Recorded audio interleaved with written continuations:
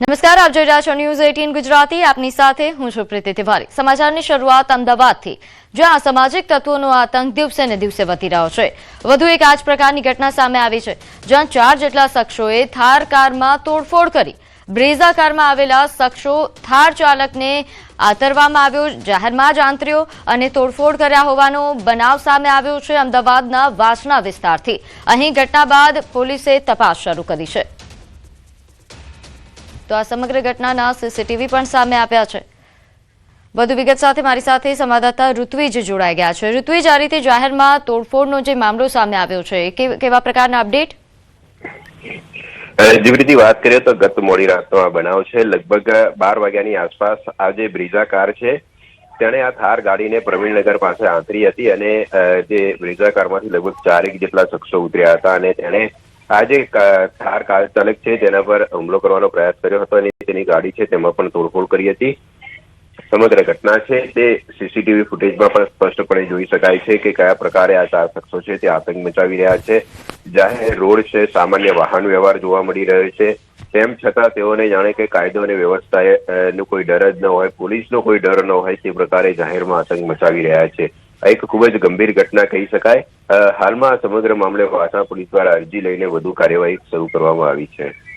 જી, આભાર માહિતી આપવા બદલ।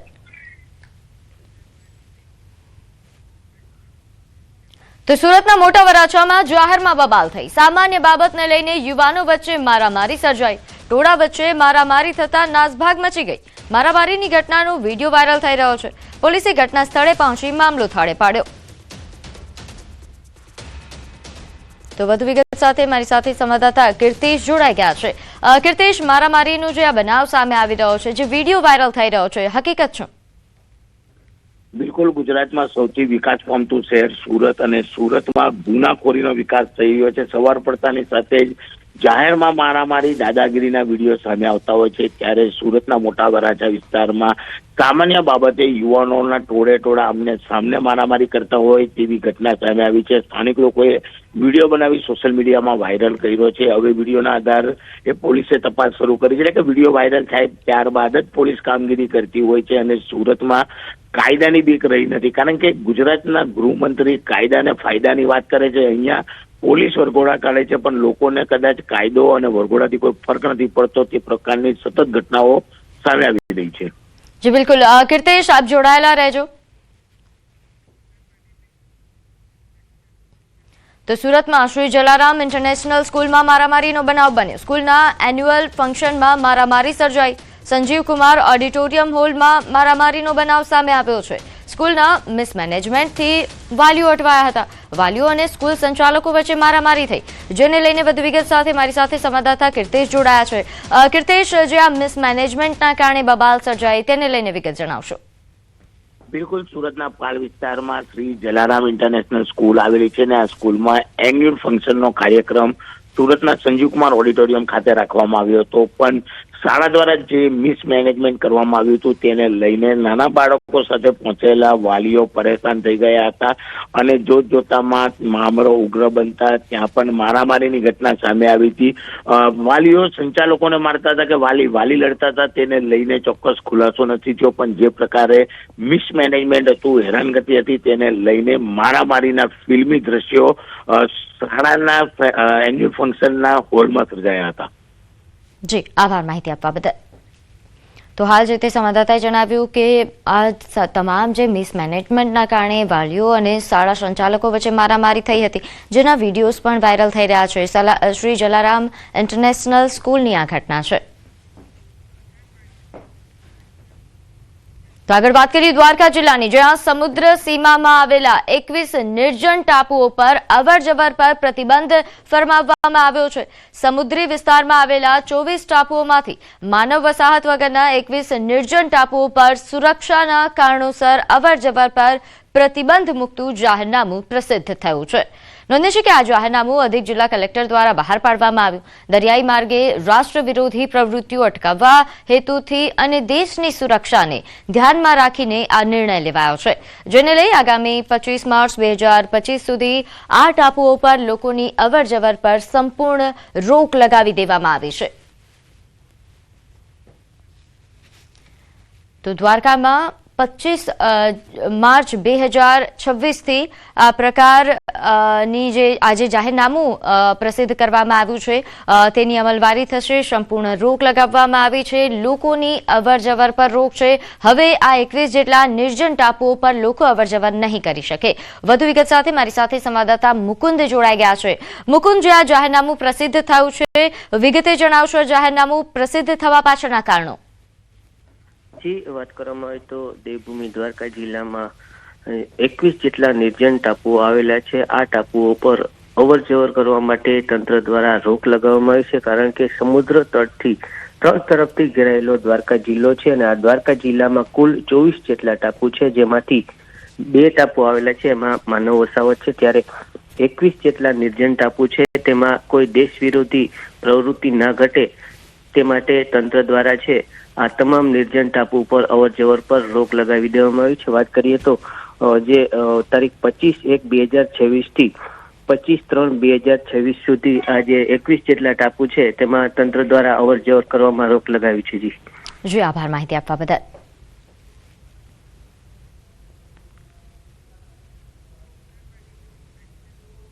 તો દેવભૂમિમાંથી ફરી ધમધમતી દેશી દારૂની ભઠ્ઠી ઝડપાઈ છે. દ્વારકાના ભાણવડના કસારિયા નેસ વિસ્તારમાંથી કસારિયા નેસના તળાવ પાસે દેશી દારૂ બનતો હતો. ભાણવડ પોલીસે દરોડા પાડ્યા અને દારૂ ઝડપી પાડ્યો છે. અંદાજે 1400 લીટર આથો અને 100 લીટર દેશી દારૂ ઝડપી પાડવામાં આવ્યો. દેશી દારૂ સહિત 56,000નો મુદ્દામાલ પણ જપ્ત કરાયો છે.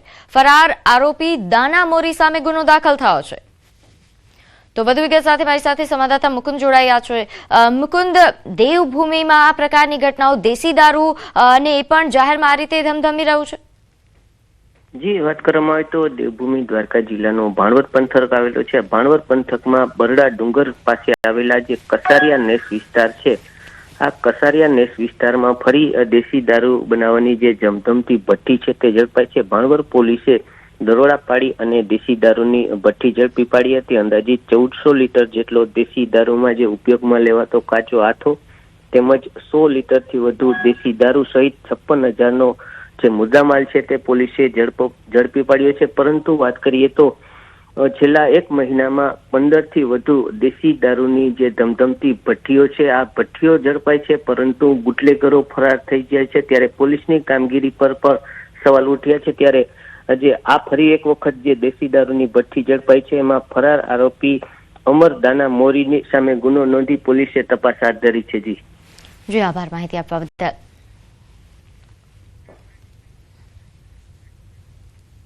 તો જૂનાગઢમાં ખનીજ માફિયાઓ પર તવાઈ બોલાવવામાં આવી. માળિયા હાટીનામાં ખાણ ખનીજ વિભાગના દરોડા. અમરાપુર ગીરમાં પોલીસે દરોડા પાડ્યા અને ગેરકાયદેસર ખનન સામે કાર્યવાહી કરી. જેસીબી, ટ્રેક્ટર સહિતનો મુદ્દામાલ જપ્ત કરવામાં આવ્યો છે. તો વધુ વિગત સાથે મારી સાથે સંવાદદાતા અમાર જોડાઈ ગયા છે. અમાર, જે હાલ આ ખનીજ માફિયાઓ બેફામ થયા હતા તેમના વિરુદ્ધ કાર્યવાહી કરવામાં આવી, વિગતે જણાવશો. ચોક્કસ કે છેલ્લા ઘણા સમયથી જિલ્લામાં ખનીજ માફિયાઓ બેફામ બન્યા છે અને જેને લઈને અનેક જે સવાલો ખનીજ વિભાગ ઉપર ઉઠ્યા છે. ખાણ ખનીજની ટીમ કામ જ ન કરતી હોય તેવા આક્ષેપો થઈ રહ્યા હતા. ત્યારે પોલીસ અને મામલતદારની ટીમે માળિયાના અમરાપુર ગીર ગામે છે તે દરોડા પાડ્યા છે અને ત્યાંથી જે જેસીબી સહિતનો જે મુદ્દામાલ છે તે કબજે કર્યો છે. ખાસ કરીને જુનાગઢ જિલ્લાના એવા જે વિસ્તારો છે, માળિયા છે, ચોરવાડ છે, તે અનેક જે વિસ્તારો છે ત્યાં ગેરકાયદેસર જે ખાણો છે તે ધમધમી રહી છે અને ત્યાં ખનીજ ચોરી કરવામાં આવે છે. ખનીજ વિભાગને જાણ કરવામાં આવે છે, પરંતુ ખનીજ વિભાગ કામગીરી ન કરતા હોવાના આક્ષેપો થયા હતા. જ્યારે હાલ મામલતદાર અને પોલીસ દ્વારા આ ખનીજ માફિયા ઉપર છે તે ગોશ બોલાવવામાં આવી છે, ત્યાં રેડ કરવામાં આવી છે અને બાદમાં હાલ આ ખનીજ વિભાગને તમામ જે કામગીરી છે તે સોંપવામાં આવી છે. જી આભાર માહિતી આપવા બદલ. તો સુરતમાં માંડવી તાપીમાં કેમિકલ છોડાયું. રિવરફ્રન્ટ નજીક નદીમાં વાદળી પાણી જોવા મળ્યું. સ્થાનિકોએ તેનો વિડીયો બનાવી વાયરલ કર્યો છે. નદીમાં વાદળી પાણી ક્યાંથી આવ્યું તે સવાલ ઉઠી રહ્યો છે, કારણ કે અવારનવાર આમ તો સુરતમાં આ પ્રકાર પ્રદૂષિત પાણી એ લોકો માટે ખૂબ મોટી સમસ્યા બની ગઈ છે. ત્યારે ફરી એકવાર આ પ્રકારનું પાણી જોવા મળતા લોકો ચિંતિત થયા હતા. તેમને વિડીયો બનાવ્યો અને વાયરલ કર્યો છે અને ઘણા સવાલો ઉઠાવવામાં આવી રહ્યા છે. એક તરફ જીપીસીબીની કાર્યવાહી પર ઘણા સમયથી સવાલો ઉઠી રહ્યા છે, તે વચ્ચે આ પ્રકારનું પાણી. તો આગળ વાત કરીએ સુરતમાં ડાયમંડ બુર્સ નજીક કચરાના પહાડ. ડાયમંડ બુર્સ સામે જ કચરાના ભયાનક નજારો સામે આવ્યો છે. દુર્ગંધ અને પ્રદૂષણથી વેપારીઓ પરેશાન થયા છે. ખાડી અને ડમ્પિંગ સાઇટથી મુશ્કેલી. ડાયમંડ બુર્સ નજીક 61 હેક્ટરમાં ડમ્પિંગ યાર્ડ બનાવવામાં આવ્યો. નવો કચરો નાખવાનું બંધ, પરંતુ જૂનો પહાડ હજુ પણ યથાવત છે.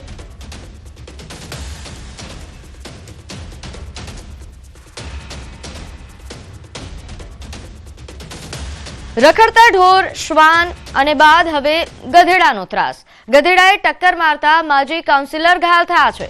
દાહોદના માંડવ રોડ નજીકની આ ઘટના છે, જ્યાં ગંભીર રીતે ઘાયલ થતા તેમને સારવાર અર્થે ખસેડવામાં આવ્યા. માથાના ભાગે ગધેડાએ લાત મારતા ગંભીર રીતે તેઓ ઘાયલ થયા હતા. તાત્કાલિક તેમને સારવાર માટે હોસ્પિટલ ખસેડવામાં આવ્યા. પોતાની એક્ટિવા પર તેઓ પસાર થઈ રહ્યા હતા તે દરમિયાન આ ઘટના બની. બે ગધેડાઓ જે લડતા તેમની પાસે આવી પહોંચ્યા અને તેમને અડફેટે લીધા. રખડતા ઢોર, શ્વાન અને ગધેડાના ત્રાસથી લોકો અહીં ત્રાહિમામ પોકારી રહ્યા છે.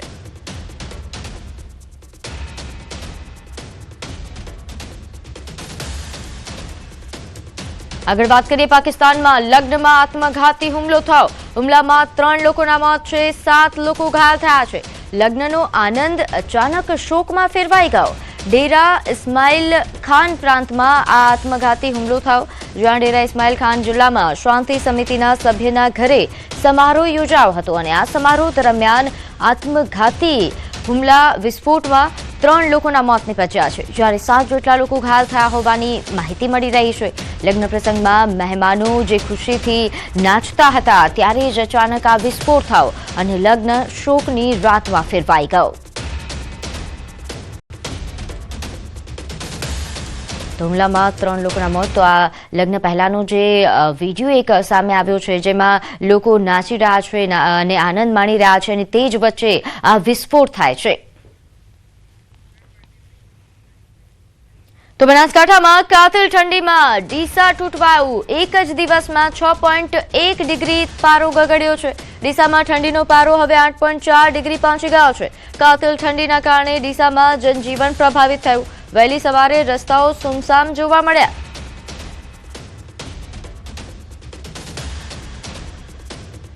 તો વધુ વિગત સાથે મારી સાથે સંવાદદાતા કિશોર જોડાઈ ગયા છે. કિશોર, ડીસા ઠૂંઠવાઈ ગયું લાગે છે.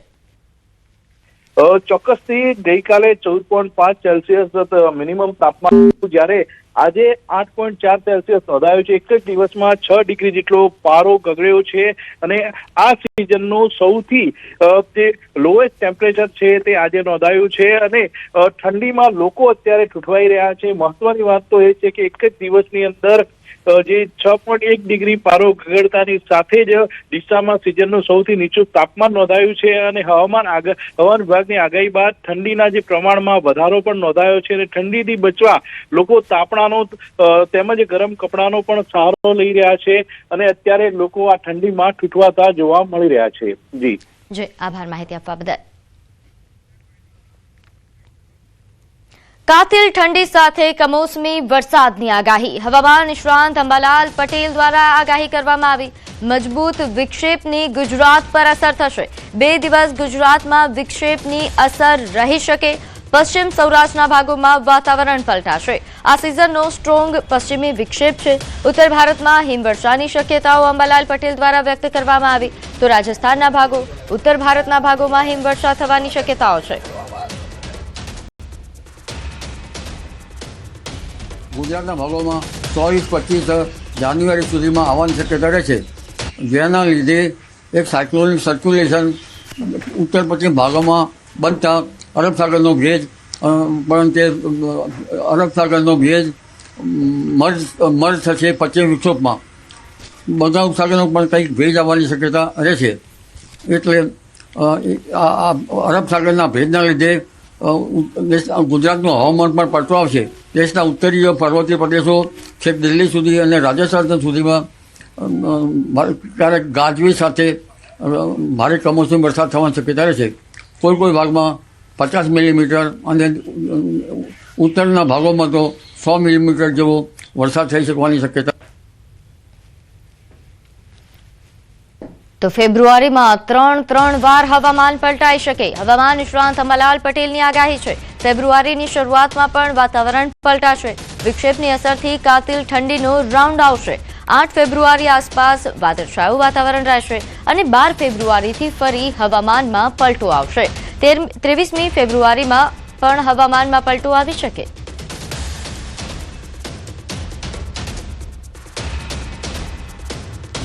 ફેબ્રુઆરીની શરૂઆતમાં પણ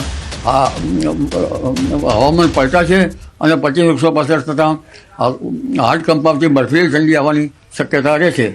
ફેબ્રુઆરી માસમાં લગભગ શરૂઆતનો ફેબ્રુઆરી માસ 8 તારીખની આસપાસ વાદળવાયુ જણાશે.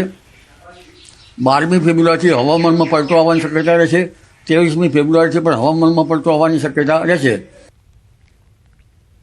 તો ઉત્તર ભારતમાં બરફ વર્ષાના કારણે મનમોહક દ્રશ્યો સર્જાયા છે. મનાલી જાણે કે દુનિયાનું સ્વર્ગ હોય તેવા દ્રશ્યો સામે આવ્યા. ભારે બરફ વર્ષાના કારણે મનાલીમાં જનજીવન અસ્તવ્યસ્ત થઈ ગયું છે. રસ્તાઓ પર બરફના થર જામી ગયા છે તો વાહનો પર પણ બરફની ચાદર છવાઈ છે. ભારે હિમવર્ષાના કારણે મનાલીના રસ્તાઓ બંધ કરી દેવામાં આવ્યા છે. રસ્તાઓ બંધ થતાં જ વાહન વ્યવહાર પણ સંપૂર્ણપણે ખોરવાયો છે. આ તરફ બરફ વર્ષાના કારણે પ્રવાસીઓમાં ખુશીનો માહોલ છે. પ્રવાસીઓ બરફ વર્ષા વચ્ચે મસ્તી કરતા નજરે પડ્યા તો મનાલી બાદ સિમલામાં પણ ભારે હિમવર્ષા થતા પ્રવાસીઓમાં આનંદની લાગણી છવાઈ છે. મોટી સંખ્યામાં પ્રવાસીઓ શિમલા અને મનાલી પહોંચી રહ્યા છે.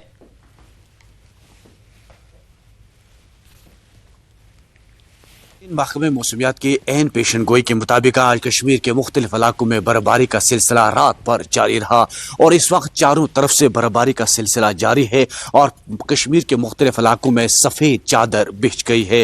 किसान, मालिकानी बागात और आम लोग इंतहाई खुश हैं क्योंकि लोग अल्लाह से दुआ गो थे कि इस बार भारी बर्फबारी हो जाए ताकि किसान और मालिकानी के बागात जो काफ़ी मायूस थे अब उनके चेहरों पर खुशी लौट आएगी।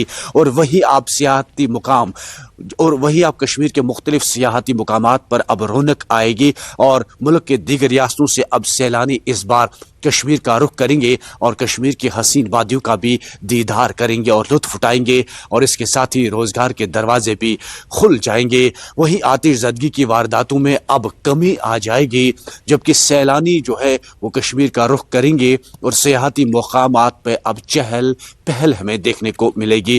और वही सबसे बड़ी बात जो मालिकानी बागात और किसान इंतहाई तकलीफ में थे वो कह रहे थे कि इस बार बर्फबारी नहीं हुई तो चलाकलान में अगर बर्फबारी नहीं हो पाती तो साल भर लोगों को पीने के साफ पानी की किल्लत और मालिकानी बागात को भी इंतहाई तकलीफ रहती। लेकिन अब सबके चेहरे खुशी से झूम उठ रहे हैं क्योंकि लोग अल्लाह से दुआगो है और आज अल्लाह की रहमत बरजोश आई और वादी के मुख्तलिफ इलाकों में इस वक्त बर्फबारी का सिलसिला जारी है।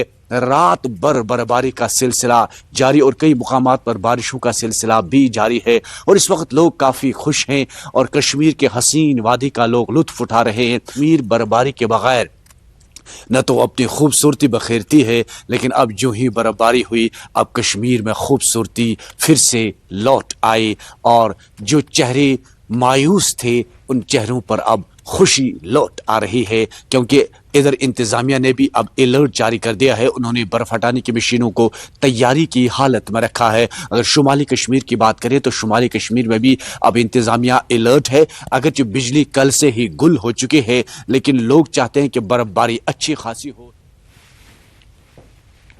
તો સિરમૌર જિલ્લાના ઉપરના વિસ્તારોમાં બરફવર્ષા બાદ જનજીવન અસ્તવ્યસ્ત થઈ ગયું. બરફવર્ષાની સૌથી વધુ અસર યાતાયાત પર પડી છે. ઉપરના વિસ્તારોની ઘણા બધા એવા રસ્તાઓ છે કે જે અવરોધાઈ ગયા છે તેમજ વિસ્તારના અનેક ભાગોમાં વીજળી પણ ખોરવાઈ ગઈ છે જેના કારણે બ્લેકઆઉટ થઈ ગયો છે. જો કે આ વરસાદ અને બરફવર્ષાથી ખેડૂતોએ રાહતનો શ્વાસ લીધો છે. પહાડો અને રસ્તાઓ પર બરફના થર જામ્યા છે. લોકોને વાહન વ્યવહારમાં ભારે હાલાકીનો સામનો કરવો પડી રહ્યો છે પરંતુ બરફવર્ષાના કારણે ખેડૂતો ખુશ છે કારણ કે આ વાતાવરણથી તેમને સફરજન સહિતના પાકોને લાભ થઈ શકે છે. जैसा कि आप सभी को पता है कि काफ़ी अरसे से बर्फ़ नहीं गिरी थी और बागवान किसान बहुत खुश है इस बर्फ़बारी से, लेकिन कहीं ना कहीं हमें असुविधा का भी सामना करना पड़ेगा। शायद इस बर्फ़बारी से काफ़ी रोड बाधित हो गए, बिजली बाधित हो सकती है, लेकिन बागवानों में, किसानों में खुशी की लहर है, क्योंकि जिन लोगों ने अभी तक फसल नहीं बीजी थी, फसल बीजेंगे और सेब सीजन के लिए तो बहुत ही सोने पे सुहागा है। किसान बागवान बहुत खुश है और आपसे एक निवेदन है कि हरिपुरदार क्षेत्र के सभी रोड बंद है, कृपया करके जोखिम ना उठाएं। તો હિમાચલ પ્રદેશના ચંબામાં ભારે હિમવર્ષા થઈ રહી છે। ચંબા જિલ્લામાં હિમવર્ષાના કારણે વાતાવરણ ખુશનુમા બન્યું છે, પરંતુ ઠંડીના પ્રકોપમાં પણ વધારો થયો છે। ભારે પવન અને વાવાઝોડાના કારણે ચંબા તેમજ ભરમોર વિસ્તારમાં અંદાજે 13 ઘરોના છાપરા ઉડી જવાથી નુકસાન થયું, જો કે કોઈ જાનહાનિ થઈ નથી। હિમવર્ષાના પગલે જિલ્લાના 100થી વધુ રસ્તાઓ બંધ થઈ ગયા છે, જેનાથી જનજીવન પ્રભાવિત થયું।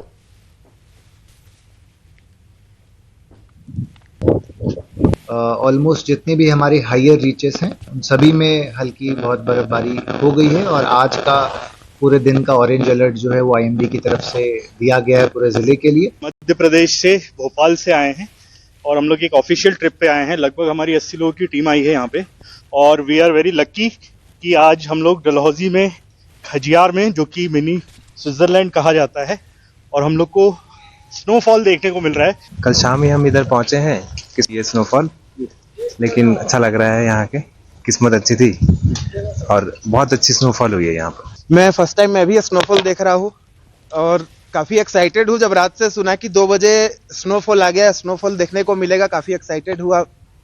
हम लोग सारे लोग, काफ़ी अच्छा माहौल है। સમાચારમાં આગળ વધીએ। વાત કરીએ રાજકોટની। અહીં જેતપુરમાં નશામાં ધૂત કાર ચાલકનો આતંક સામે આવ્યો। એક વૃદ્ધ સહિત અનેક વાહનોને અડફેટે લીધા। નશામાં ભાન ભૂલેલા કાર ચાલકે અકસ્માત સર્જ્યો। રોષે ભરાયેલા લોકો કાર ચાલકને મેથી પાક પણ ચખાડ્યા હોવાની વિગત છે। અનેક ટુ વ્હીલરને ટક્કર મારતા ભારે નુકસાન થયું છે। નશાખોર સામે કડક કાર્યવાહી કરવા લોકોએ માંગ કરી। તો રાજકોટની આ ઘટના છે, જેમાં આ નશાખોર નશામાં ધૂત તેણે વાહન ચલાવ્યું પૂરપાટ ઝડપે, જેના કારણે એક વૃદ્ધને અડફેટે લીધા અને સાથે અનેક ટુ વ્હીલરોને પણ નુકસાન પહોંચાડ્યું છે। ત્યારે હાજર સ્થાનિક લોકો દ્વારા તેને પકડીને મેથી પાક ચખાડવામાં આવ્યો। તો બનાસકાંઠામાં રબારી સમાજના સંમેલનને આખરી ઓપ આપવા માટે તૈયારીઓ થઈ રહી છે। એક મંચ હેઠળ રબારી સમાજના 50,000થી વધુ લોકો એકઠા થશે। સામાજિક બંધારણ થકી શિક્ષણની જ્યોત પ્રજ્વલિત થશે। સમાજના અનેક સામાજિક આગેવાન અને લોકો કુરિવાજોને તિલાંજલિ આપશે। આ રબારી સમાજનું બંધારણ સમાજ માટે ઐતિહાસિક બનશે। અલગ અલગ વ્યવસ્થા મુજબની કામગીરીને આખરી ઓપ આપવામાં આવી રહ્યો છે। રાજસ્થાનથી પણ રબારી સમાજના લોકો સંમેલનમાં ભાગ લેશે। સંમેલનને સફળ બનાવવા માવજીભાઈ દેસાઈ અને ગોવાભાઈએ ભારે જહેમત કરી। કે આ રબારી સમાજ માટેનો એક ઐતિહાસિક સંમેલન છે। સમગ્ર રિવાજો જે વર્ષો જૂના હતા એ રિવાજોની અંદર ઘણો મોટો બદલાવ લાવી અને આજના સમયની જે જરૂરિયાત છે, શિક્ષણ ઉપર ભાર મૂકવાનો, વ્યસન નાબૂદીનો, ખોટા ખર્ચા બંધ થાય, એકબીજાની દેખાદેખી બંધ થાય અને જે નવા રીત રિવાજો અત્યારે જે બંધારણ થાય એ પ્રમાણેનું ચુસ્ત પાલન થાય, એ પ્રકારનું કામ સમગ્ર રબારી સમાજ અત્યારે કરી રહ્યો છે। તો વાવથરાદ ખાતે આઇકોનિક રોડ પર પોલીસ દ્વારા ફ્લેગ માર્ચ કરવામાં આવ્યું। વિધાનસભા અધ્યક્ષ શંકરભાઈ ચૌધરીની અધ્યક્ષતામાં ફ્લેગ માર્ચ યોજાઈ।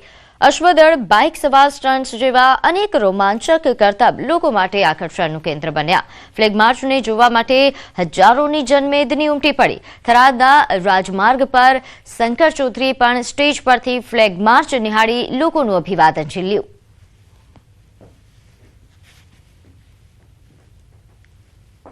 આપ સૌ આપણે બધા આવો મોકો ભાગ્યે જ મળતો હોય છે જીવનની અંદર, કદાચ એકાદ વખત આ મોકો મળે આપણને, અને એ મોકો આ સરહદી વિસ્તારના પ્રજાજનોને મળ્યો છે। તો આપણે આ દેશભક્તિના રંગમાં રંગાઈએ અને મા ભારતીનું ગૌરવ વધે, મા ભારતીનું જે માન આપણા હૃદયની અંદર છે એ આપણે ઉજાગર પણ કરીએ। ગુજરાત સરકારે ટેક્સટાઇલ પોલિસી 2024માં સુધારા કર્યા, જેને ટેક્સટાઇલ એસોસિએશને આવકાર્યા છે. ચેરમેન અશ્વિન ઠક્કરની અધ્યક્ષતામાં યોજાયેલી પ્રેસમાં જણાવ્યું કે જાન્યુઆરી 2024માં પોલિસીમાં 2 મોટા સુધારા કરાયા, જેમાં નોન પોલ્યુટિંગ બિઝનેસ જેમ કે ગાર્મેન્ટ, સ્ટિચિંગ અને એપ્રન યુનિટને હવે પોલિસી હેઠળ સરકારી લાભ મળશે, જે નાના ઉદ્યોગો માટે મોટો ફાયદો સાબિત થશે. વધુમાં મહિલાઓ દ્વારા સંચાલિત અને રજિસ્ટર્ડ સેલ્ફ હેલ્પ ગ્રુપ યુનિટને પણ પોલિસીમાં આવરી લેવામાં આવી. યુનિટમાં ખાસ કરીને મહિલાઓ વધારે કામ કરતી હોય છે, એટલે આવા યુનિટને જો કોર્પોરેશનની હદની અંદર મંજૂરી આપવામાં આવે અને એના જે ટેક્સટાઇલ પોલિસીના લાભ આપવામાં આવે તો એના કારણે મહિલા રોજગારી ખૂબ જ વધવાની શક્યતા છે. પગલું એક તો સૌથી પહેલાં રોજગારીનું સર્જન કરે છે અને બીજું મહિલા સશક્તિકરણ તરફ પણ એક સારો પ્રયાસ છે સરકારનો. એ ચોક્કસ અભિનંદનને પાત્ર છે.